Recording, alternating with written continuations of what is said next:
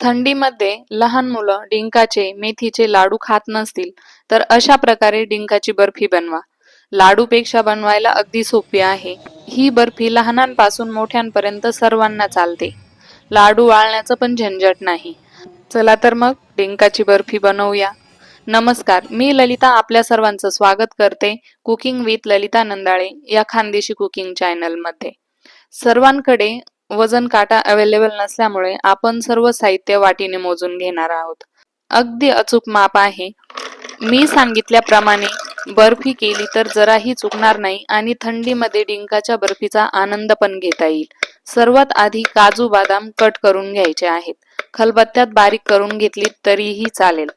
घरात 1 ते 2 वर्षातील लहान मुलं असतील तर मिक्सर मधून फिरवून घेतलेले केव्हाही बरे.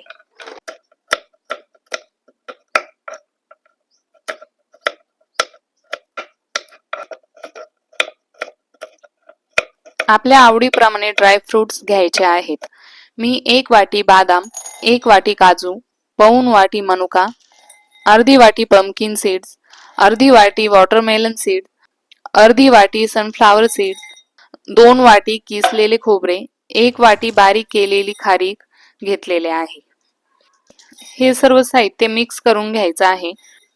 ड्रायफ्रुट्स किती आणि कोणते हे आपल्या आवडीप्रमाणे निवडायचे आहेत.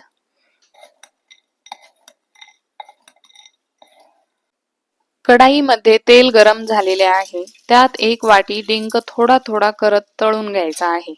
डिंक कडकडीत तेलात तळायचा नाही. मीडियम फ्लेमवर कंटिन्युअसली हलवत तळून घ्यायचा आहे. डिंक तळून झाल्यावर एका भांड्यात काढून घ्यायचा आणि राहिलेला डिंक पुन्हा तळून घ्यायचा आहे. डिंकाची बर्फी असल्यामुळे डिंक भरभरून वापरायचा आहे.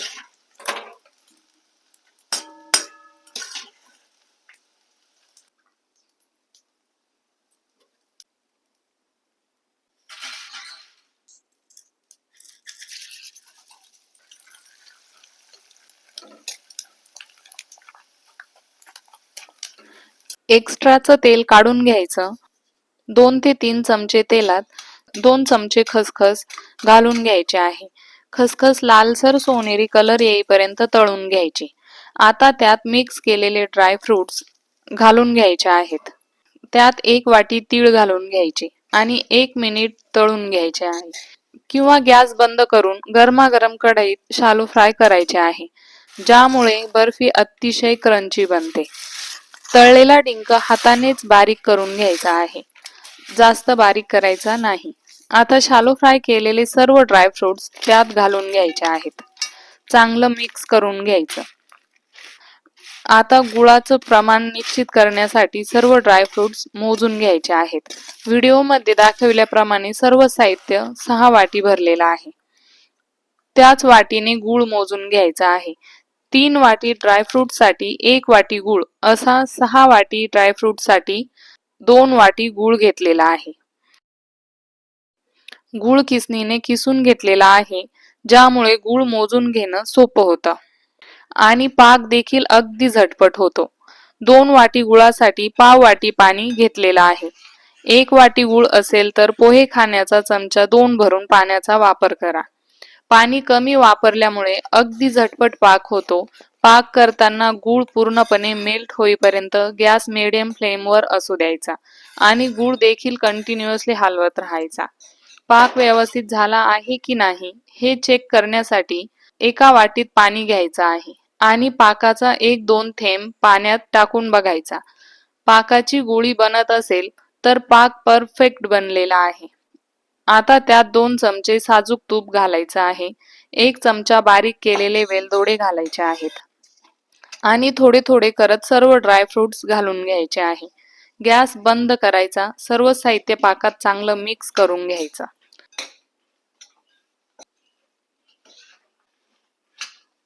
आता एका ताटाला तेल लावून घ्यायचं आहे, म्हणजे बर्फी थंड झाल्यावर इझिली काढता येईल आणि ताटाला खाली चिटकणारही नाही. मी डिंक तळताना जे तेल बाजूला काढून ठेवलेलं होतं त्याच तेलाचा इथं वापर केलेला आहे. बर्फीचं मिश्रण ताटात घालून घ्यायचं. मिश्रण जास्त गरम असल्यामुळे चमच्याच्या सहाय्याने व्यवस्थित पसरवून घ्यायचं आहे. चमच्याच्या सहाय्याने व्यवस्थित पसरवता येत नसेल तर थोडं थंड झाल्यावर हाताने थापून घ्यायचं आहे. मिश्रण पूर्ण थंड होऊ द्यायचं आणि चाकूच्या सहाय्याने आपल्या आवडीप्रमाणे कट करून घ्यायचं आहे. कटिंग करताना चाकूला थोडं तूप लावून घ्यायचं आहे. बर्फीमध्ये सर्व साहित्य जास्त बारीक करून वापरलेलं नसल्यामुळे चाकूने व्यवस्थित कट होतं, म्हणून चाकूचाच वापर करायचा आहे.